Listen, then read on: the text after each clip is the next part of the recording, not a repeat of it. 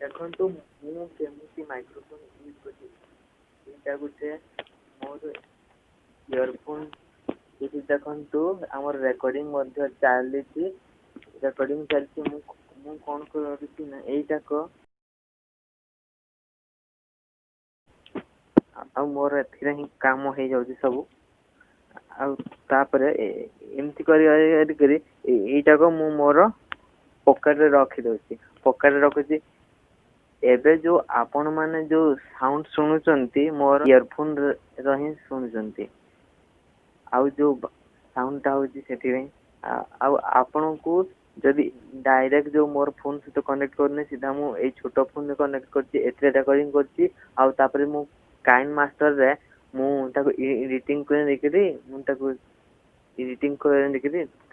ହେଉଛି। କାହିଁକି ନା ସେ ଫୋନଟାକୁ ଟାଣିଲା ବେଳକୁ ଟିକେ ଟାଇମ ହଉଛି, ସେଥିପାଇଁ ମୁଁ ଏମିତି କରୁଛି। ଏଇଟାକୁ ମୋ ପକେଟରେ ରଖିଦଉଛି ଆଉ ଏଥିରେ ଧନ୍ୟବାଦ।